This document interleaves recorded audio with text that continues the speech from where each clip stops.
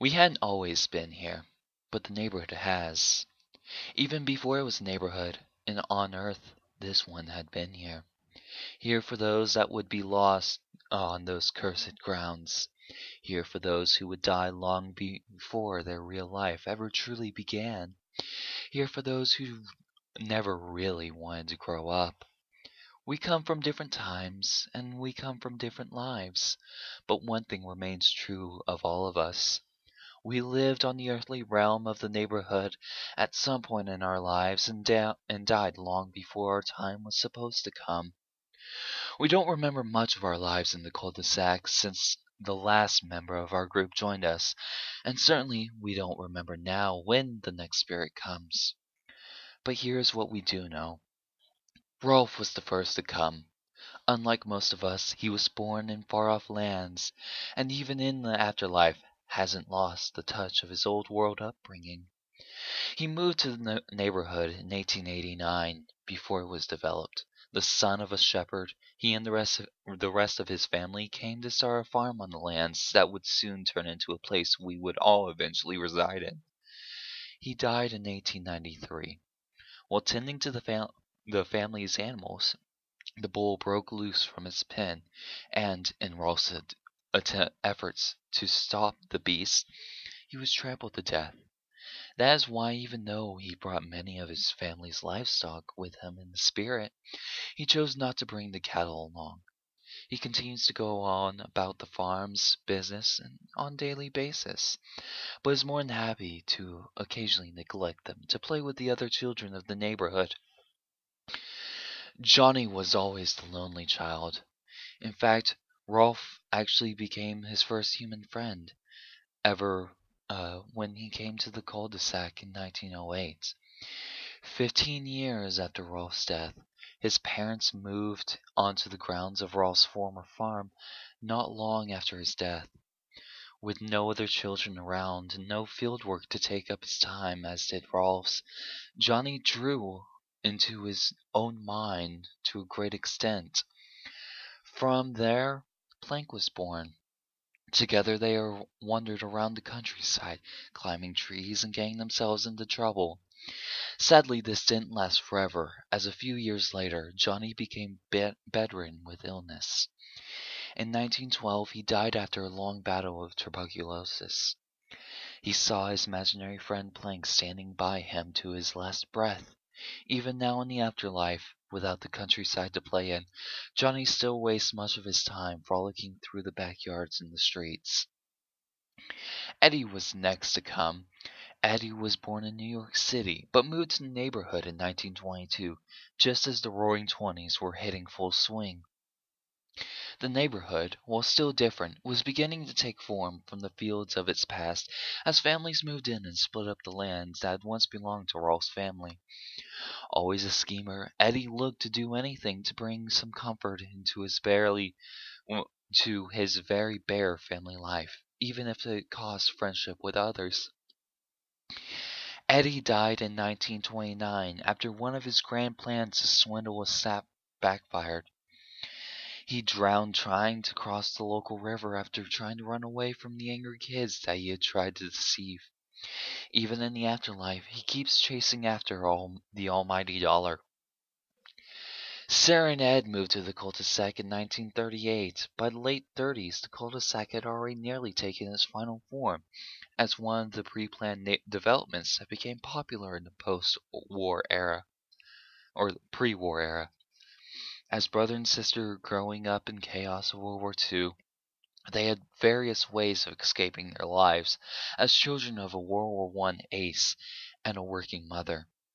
Sarah became enraged and controlling as she sought to make sure that everyone around her knew that she was in charge.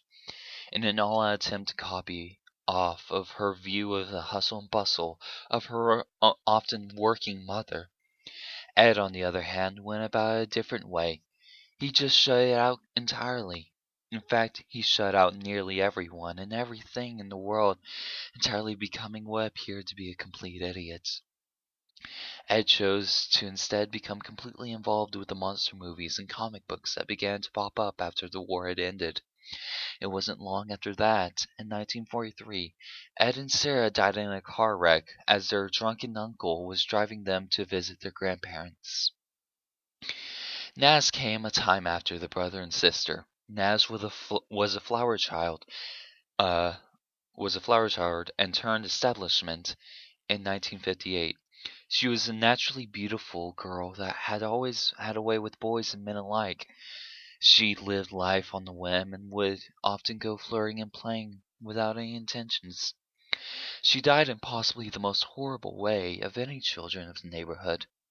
In the summer of 1969, a serial killer who had broken out of a local asylum had slipped into her house in the dead of night and raped and killed her along with her entire family.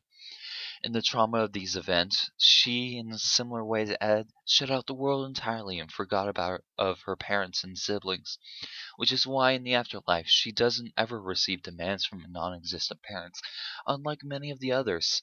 This gives her much more time to lounge around and party, as she often does. It didn't take too long before Ed joined the rest of the neighborhood. In 1972, he was a child of two highly controlling professionals in the age of greed that, despite their constant absence, dominated his life. As such, Ed became quite intellectual and a rather meek and shy figure. Always a curious type, he loved to experiment when given the time away from school and the constant chores of his parents. This would lead to his untimely demise in 1976 as a gas leak combined with a Bunsen burner from one of his experiments tore him and his house to pieces.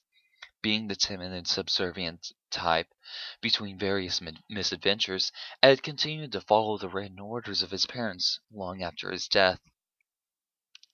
Kevin was next to join the group when he moved to the Cult-de-sac in 1981.